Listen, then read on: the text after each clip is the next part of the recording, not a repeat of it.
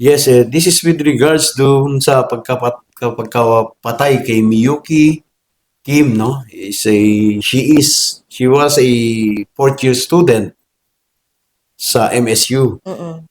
So, initially nagpunta kami doon sa bahay nung biktima at nakausap nga namin yung nanay. Mm. So, yung nanay naman cooperative naman pero hindi pa coherent yung kanyang mga sinasabi kasi nga nasa state of shock pa siya. Yeah. So understandably dahil nga very di ba? Suddenly yung kanyang nangyari doon sa anak niya.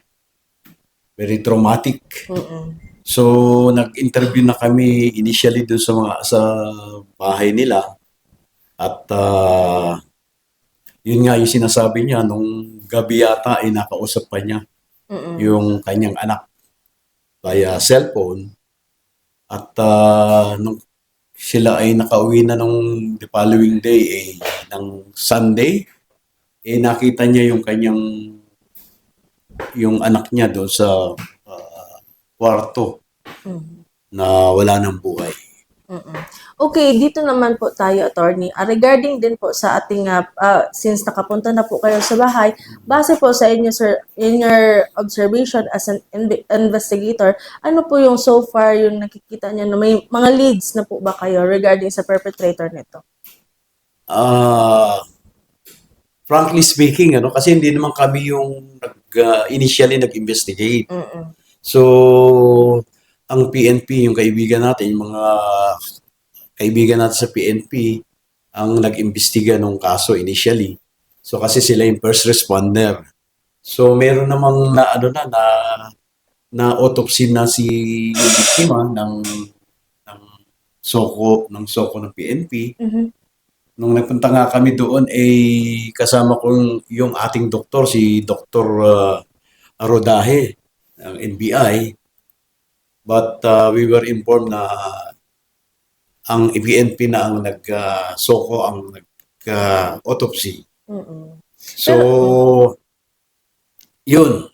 At that moment, siguro ang gagawin namin is to gather yung mga witnesses doon sa area. Kasi makita mo yung area kasi is populous area. Maraming dikit-dikit yung bahay. So, most likely, mayroong mga nakakita. So, siguro, we are not discounting naman na PNP did their job na nakapag-imbestiga na. And we will only help our PNP to investigate further. Pero ito, sir, since na-autopsy na ng SOCO or Regional Forensic Unit, hindi na po ba kayo mag-conduct ng another autopsy para sa investigation regarding anak? Hindi na siguro kasi ano na yan autopsy na ng ating parehas din naman yung procedure na ginagawa. So, hindi na advisable na magkaroon ng second autopsy. Okay. Pero yung investigation in terms sa gathering of witnesses, kayo naman. Yun ang namin. Siguro both of us, yung PNP and us NBI, yun ang hinahanap namin yung witnesses na makakapagturo kung sino yung salarin, yung umatay o yung mga tao na at that time nakitang kausap nitong ating biktima. So from then sport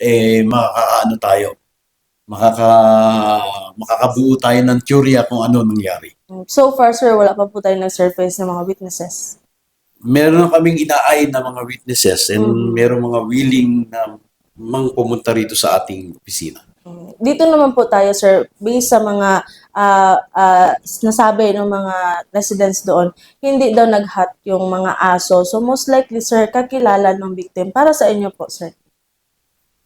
Yun ang tinitignan nating anggulo, baka kakilala nung ating biktima yung salarin, di ba?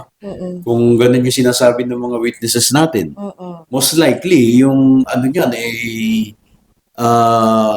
yung pumatay, yung salarin kakilala nung doon sa bahay na iyon, di ba? So, wala mang indication sa hindi siya kakilala na hindi nga tumahol yung aso. Mm-mm. Di ba? Pagka ang aso kasi, pagka stranger, Yeah. at di kakilala, talagang tatahol yan, di ba? Okay. Dito naman po tayo, sir. Sino po yung sir, family po ng victim ang nag-tap sa inyo po, sa NBI na mag-conduct din po ng parallel investigation? Yung kasi yung mandate ng NBI, di ba? To investigate crimes. So, there's no need for us to, di ba, sa amin, lalo ganyan, sensational yung kaso. Correct. On our own, kami na talaga yung nagpupunta. Ito po yung mandato ng ating bagong direktor na si Lito Magno na pagka ganyan talagang we have to involve ourselves, di ba? Na mag-imbestiga dahil para malaman natin yung kung ano nangyari. Pero doon po sa mga stab wounds na nyo, sir, base naman din po sa investigation, kumusta po yung mga stab wounds na grabe po ba yung mga penetration? Hindi ko pa nakikita yung autopsy report actually. Okay. Kaya ngayon pa lang kami pupunta kami kay doktor ng PNP, si Dr. Kabling yata.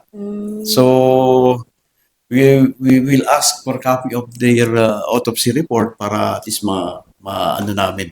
mapag-aralan namin yung kanyang ginawang autopsy. Okay.